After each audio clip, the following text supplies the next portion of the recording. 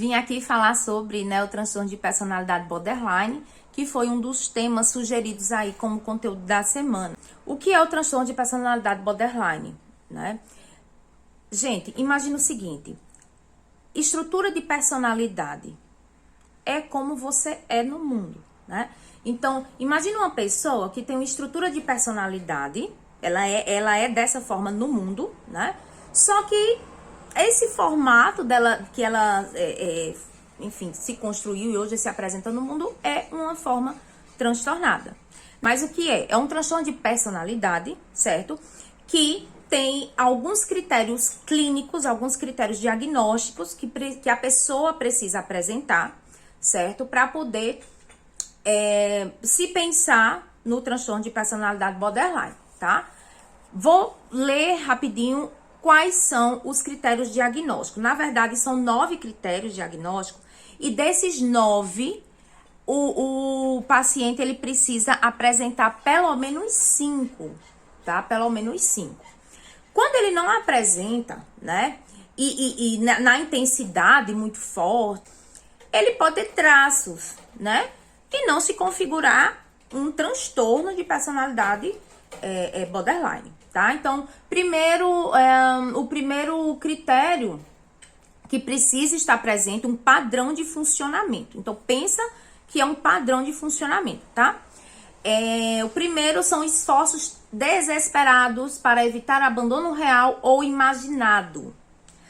Veja, a pessoa que tem um transtorno de personalidade borderline tem muito, mas muito medo de ser abandonado. E aí é um medo tão intenso, tão grande, ela não consegue regular as emoções diante da possibilidade de ser abandonado. E aí o que acontece? Faz de tudo para não ser. Só que esse de tudo que faz, no final das contas, é muito danoso. Muito danoso para a pessoa, como também é danoso para o outro, né? Que convive, enfim, para o meio em que essa pessoa está. O segundo critério, um padrão de relacionamentos interpessoais instáveis e intensos, caracterizados pela alternância entre extremos de idealização e desvalorização. Então, no dia a pessoa endeusa o outro e no mesmo dia essa pessoa é a pior pessoa do mundo, né? Então, assim, tem essa alteração aí nos relacionamentos interpessoais. Então, ela idealiza, mas também ela desvaloriza muito. Então, se ela entra em contato com a pessoa, com a possibilidade dessa pessoa, sei lá, o parceiro, por exemplo, né? Se ela entra em contato com a possibilidade de ser abandonada, que muitas vezes é até mesmo distorção, né, da pessoa, então ela vai desvalorizar aquela pessoa, porque você não presta, porque não sei o quê, e aí ela vai, né, pode ser que ela tenha comportamentos bem destrutivos mesmo. Assim, há um sentimento muito de vazio crônico, né, é um vazio que não passa nunca, e muitas vezes ela tenta preencher, né, esse vazio responsabilizando o outro, né, através de outra pessoa. Perturbação da identidade, então tem uma instabilidade acentuada, né, e persistente da autoimagem ou percepção de si mesmo. Inclusive, tem um detalhe importante aí. Essa percepção, né, essa autoimagem, muitas vezes ela é influenciada, né, de maneira distorcida, logicamente, evidentemente. E aí ela se percebe como insuficiente, que não é boa o suficiente, e aí quer atingir talvez um padrão, né, de beleza, por exemplo, está relacionado a transtornos alimentares, né? Pode ser que esteja, não estou dizendo que sempre está, mas é um detalhe importante aí que o psicólogo, né, ou o psiquiatra precisa estar atento, porque às vezes o paciente com transtorno de personalidade borderline pode ter alguns episódios, né, até de bulimia, pela própria impulsividade, enfim, e compulsão alimentar também. Impulsividade. A impulsividade é, assim, emblemático, né, no transtorno de personalidade borderline. Eu, pelo menos, 10 anos aí de carreira, não lembro de ter atendido nenhum transtorno de personalidade borderline que não tivesse impulsividade como uma característica muito forte, né? No seu padrão de funcionamento na vida. Então, impulsividade em pelo menos 2 áreas potencialmente autodestrutivas, né? Por exemplo, gasto, abuso de drogas, de substâncias, sexo, compras compulsivas. Então, é uma pessoa que ela tem uma dificuldade muito grande de controlar os impulsos. Então, ela provavelmente vai ter muita impulsividade. E muitas vezes, ela, pegando outro critério que eu já falei, tá? Anteriormente. Muitas vezes ela vai, por exemplo, entra em contato com a possibilidade de ser abandonada e pela própria dificuldade de controlar os impulsos, ela faz algo que seja muito danoso para ela ou para o outro. E aí essa dificuldade, né, de controlar o impulso, e ela vai e faz, quando ela vê, já fez. E aí vem, se arrepende, vem toda a culpa, e aí ela pode deprimir, né? Então, é realmente uma instabilidade muito grande de humor, né? Recorrência de comportamentos, gestos ou ameaças suicidas ou de comportamento automutilante, né? Então, ela pode sim ter uma recorrência de tentativas aí de suicídio, como também de se cortar na perna, no braço, na barriga, enfim. Comportamentos automutilantes, né? Uma instabilidade afetiva devido a uma acentuada reatividade de humor. Então, ela tem uma irritabilidade muito grande. Ela pode apresentar uma ansiedade muito grande, uma irritabilidade muito grande, depois ela apresenta uma tristeza muito grande.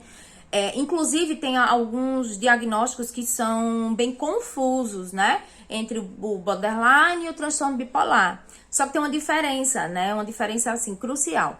O transtorno de personalidade borderline, ele tem uma instabilidade de humor, uma labilidade muito forte, que no dia, por exemplo, em um dia, ele tá bem, daqui a pouco, quando entra em contato com a possibilidade, né, de ser desagradado, de ser abandonado, de ser rejeitado, e aí ele muda o humor, e aí ele fica muito irritado e tal, e isso em um dia, né? Já o bipolar tem diferença, então às vezes é como se fosse uma instabilidade mais estável, né? Enfim. Que seria o seguinte, às vezes dura semanas, né? E aí ele vai variar da mania, da hipomania, que é um estado de euforia, né? Muito intensa, com a depressão e enfim. E aí, às vezes, dependendo do tipo do bipolar, que não é o caso de eu entrar aqui, mas pode ser que demore, enfim, tem um prazo aí, um período de tempo de semanas, tá? Ou até mesmo meses. E o borderline vai no dia, assim, da irritabilidade para um humor mais deprimido, muito forte, né? Muito fortemente. Sentimentos crônicos de vazio, que é aquilo que eu falei, né? Tem uma sensação de vazio desde sempre, geralmente inicia assim na adolescência e tal. O diagnóstico do transtorno de personalidade borderline, ele deve ser feito após a idade adulta, né? Então, a partir dos 18. Raiva intensa e inapropriada ou dificuldade em controlar a raiva, né? Então, uma característica forte também na estrutura de personalidade borderline é a desregulação emocional. Gente, é muito difícil para uma pessoa que tem o transtorno de personalidade borderline sentir emoções que não são legais de sentir, por exemplo, a raiva, a angústia, a tristeza, de uma forma, vamos dizer assim, assertiva. Tem muita dificuldade em regulação emocional, né? Então, um dos pontos também que a gente trabalha muito na psicoterapia é justamente saber se regular, aprender a se regular emocionalmente, né? Porque existem melhores formas de sentir emoções desagradáveis, né? Enfim. Ideação paranoide transitória associada a estresse ou sintomas dissociativos intensos. Bom, às vezes pode ser, isso aí já é mais, já não vejo tanto, né? Mas pode acontecer da pessoa ficar com uma ideação paranoide, enfim, questão de delírio, enfim, são episódios, né? Bom, desses 9 que eu falei, o paciente, ele precisa, a pessoa que tem transtorno de personalidade borderline, precisa ter pelo menos 5, né? E aí, esse diagnóstico, né, feito pelo psicólogo, pelo psiquiatra, né, um profissional que seja habilitado aí na área da saúde mental, vai, né, claro, obviamente, submeter esse paciente ao tratamento. E o tratamento, ele precisa ser um tratamento combinado. Não existe uma medicação assim, medicação para transtorno de personalidade borderline. É essa medicação que vai tomar, não, e claro, e o psiquiatra é a pessoa que melhor, né, que de fato tem propriedade para falar sobre medicação. Mas eu vou só abrir um parêntese, por quê? Porque o tratamento, né, até para o tratamento psicoterapêutico andar, é importante que seja feito combinado, né, a psicoterapia e a psiquiatria.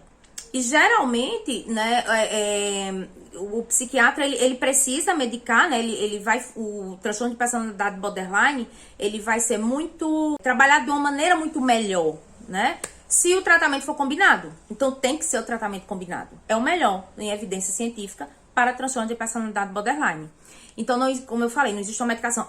Medicação para transtorno de personalidade borderline. Não é assim, né? Então, geralmente, medicação para melhorar os sintomas, né? Melhorar a impulsividade, melhorar a irritabilidade, né? O controle dos impulsos. E aí, o psiquiatra é da área aí do psiquiatra para saber qual é a medicação indicada para cada caso, né? E a psicoterapia tem que trabalhar em conjunto, né? Tem que trabalhar em conjunto e em evidências científicas, né?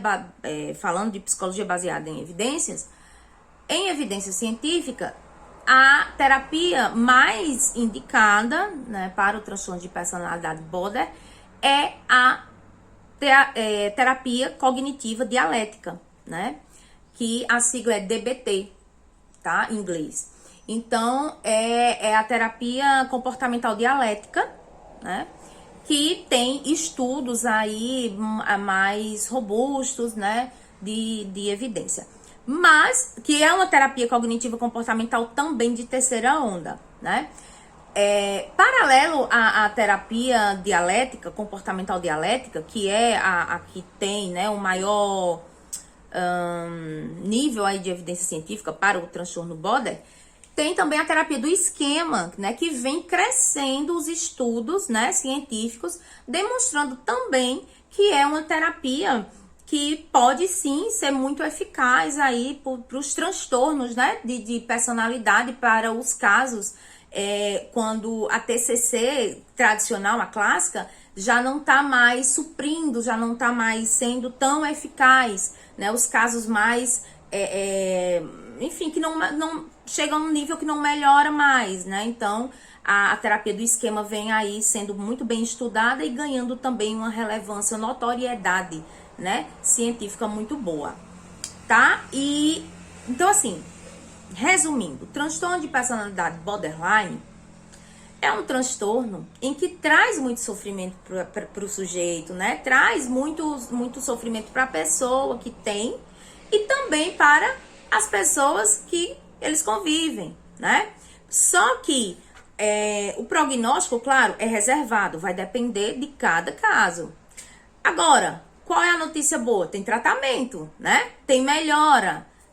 A gente não fala de cura em saúde mental, mas a gente fala de uma melhora. Então, se aquele transtorno, ele tá trazendo, se preenche os 5 critérios, no mínimo, e esses critérios, eles estão trazendo, né, um grau de prejuízo, que a gente chama prejuízo clinicamente significativo, e ele faz o tratamento combinado, né, que é com o psiquiatra e com o psicólogo, muito provavelmente, né, o esperado é que ele tenha uma melhora também clinicamente significativa, né? E aí pode aí dar conta da vida de uma melhor forma, tá? E se regulando, e enfim, vai depender de caso a caso. Eu espero que tenha contribuído aí com esse conteúdo. Se tiver alguma dúvida ou algum questionamento, pode falar comigo pelo direct.